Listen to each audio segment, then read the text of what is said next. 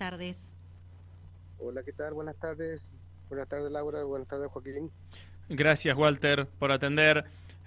Bueno, el motivo del llamado es conocer un poquitito el presente del sector, ¿no? Del sector comercial, del sector industrial, las pymes, en definitiva, que me imagino están por un momento complicado, teniendo en cuenta la recesión que se está viviendo. Sí, sí, tal cual, tal cual. El panorama que describís es tal cual. Se está pasando por una recesión que se ha extendido desde finales del año pasado, en el primer semestre, y lo que va del segundo semestre. Este último mes ha habido un pequeño repunte, pero no nos olvidemos que el mismo viene desde niveles muy bajos, muy bajos. Mm. Esperemos que esta tendencia se empiece a consolidar, porque la verdad que si bien el plan de gobierno está haciendo reformas estructurales que en gran parte han sido pedidas por el sector privado, háblese de reforma laboral, reforma impositiva, la liberación de trabas para el comercio, entre otras medidas. La recesión que ha generado todo esto es preocupante, y, y se ven fenómenos tales como la informalidad, y en ciertos casos, en ciertos negocios, ciertas pymes ya no llegan con el nivel de actividad a cubrir los costos, lo cual pone en riesgo su continuidad. Eso es muy preocupante. Mm. Sí, o sea, las pymes en definitiva, si bien, bueno, hablaba usted ahí de este leve repunte, ¿no? Pero no es que ya se vislumbre algo que dé una buena perspectiva, ni mucho menos, tampoco es tan así, digamos. No, no, no. Lo último que tenemos que perder más en la actividad económica es la esperanza. Esperemos que este sea un cambio de tendencia importante, y que se consolide, y que la verdad que empiece de a poco a levantar la economía. La fotografía de hoy día es que sí, es un panorama recesivo, preocupante, preocupante. No hay que desmerecer el trabajo que está haciendo el gobierno nacional en el tema inflación, disminución del déficit y demás, pero eso ha impactado muchísimo en el nivel de actividad, y eso es lo que nos tiene preocupada. La microeconomía que no logra adaptarse a este nuevo paradigma económico que esperemos sea para bien de todos. Mm. ¿Se hizo más larga de lo esperado la recesión? No había un panorama cierto de hasta cuándo la recesión. Sí, el panorama que se vislumbraba a principio de año era una serie de medidas. Con el decreto que inició el gobierno su mandato, más la ley base, más las leyes que van saliendo, sí se vislumbraba un cambio muy importante en la estructura de la economía, un cambio total del funcionamiento de la economía. Y venimos de una economía con un gran déficit fiscal, un gran componente del gasto del Estado, que eso lo ha venido disminuyendo considerablemente, que eso implicaba una carga impositiva tremenda que nos hacía eh, poco competitivo, tanto a nivel local como a nivel internacional.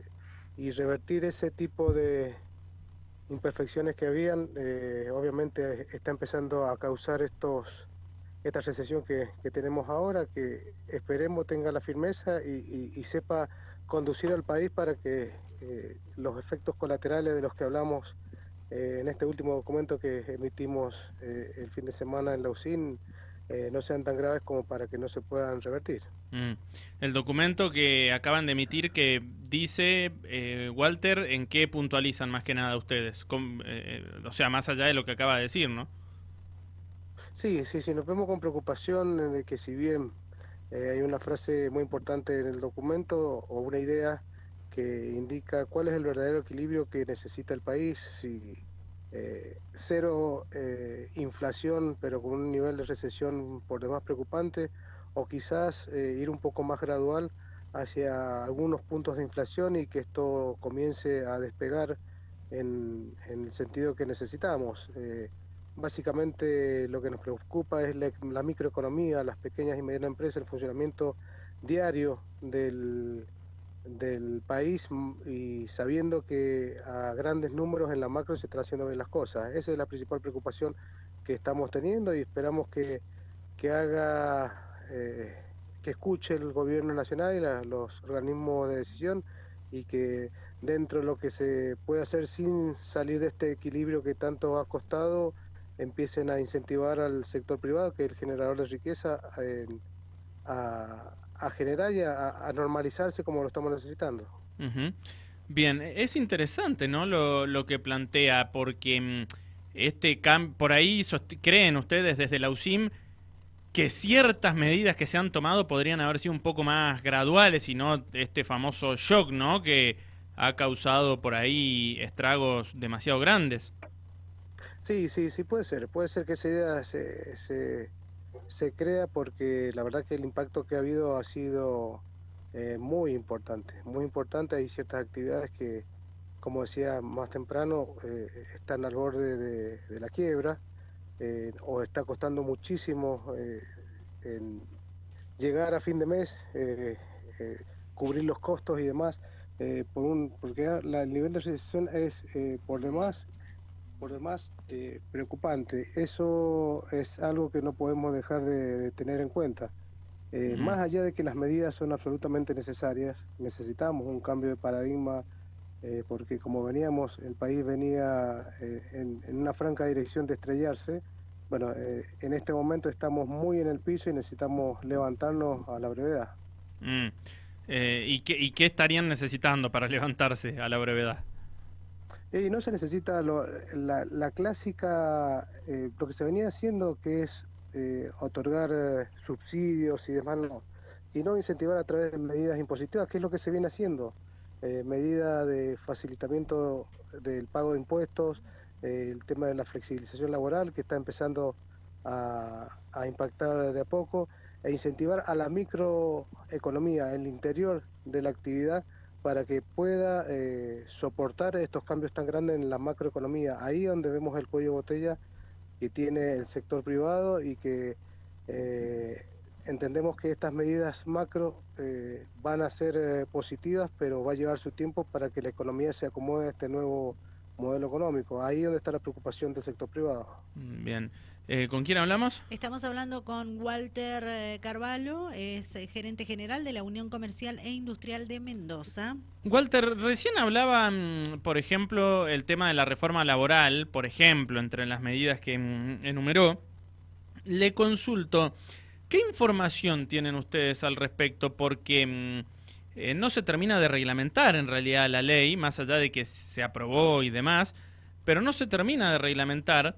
Y en un discurso que dio el presidente hace poco dijo que en realidad terminaba siendo optativo para los sectores, que si querían podían crear, entre otros puntos, este fondo de cese laboral, similar a lo que funciona en la UOCRA, donde todos los meses se le paga al empleado, ¿no? Este seguro, y si el día de mañana una empresa no quiere contar más con el servicio del mismo, ya es como que en cierta manera eso obviamente que ayuda, pero a la vez dijo que era optativo. No queda, ¿no? Del todo claro. No sé qué información tienen No, ustedes. no, para nosotros manejamos la misma información que manejas vos. Hasta que no esté establecido específicamente qué es lo que rige, estamos en el anterior sistema. Esto funciona de esta forma, hasta que la ley esté aprobada y reglamentada empieza a funcionar. Mientras tanto estamos en una situación similar a la histórica. Mm. Hay muchas de las medidas nuevas que se han ido aplicando, se genera ese gris al momento de implementarse, así que estamos atentos, obviamente, que son medidas trascendentales para la actividad económica, a ver qué efecto causan y esperemos que sea el más positivo posible para la actividad.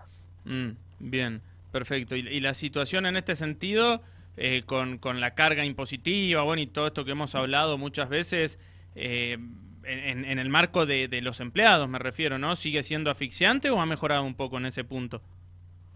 Debido a la baja de actividad, en este momento, más allá de cuál es el régimen con el que se va a trabajar, está preocupantemente aumentando la informalidad.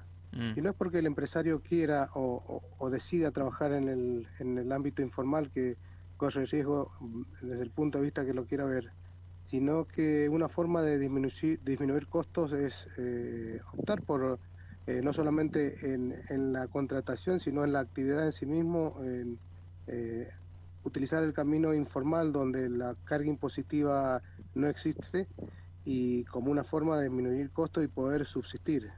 Repetimos, no estamos a favor de esa práctica porque no es lo que necesita el país, pero desafortunadamente es algo que está empezando a verse con preocupación como una medida de salvataje de algunas organizaciones o pequeñas y medianas empresas que le está pegando la crisis muy fuerte. El tema, por ejemplo, esto que se está hablando del dólar también, ¿no? De que si levantamos el cepo, si no lo levantamos. Bueno, ahora a fin de año el impuesto país que lo van a sacar. Todo esto, ¿cómo lo están viendo también? Y esto es algo que necesita el país. El país necesita una disponibilidad de divisas para realizar el comercio exterior, entendiéndolo tanto que el comercio exterior es importaciones como exportaciones. No contar con las divisas suficientes como para importar, para traer productos del exterior, y entendiendo que la estructura de importaciones del país es principalmente partes de máquinas, bienes de capital y demás, es mínimo el componente de consumo.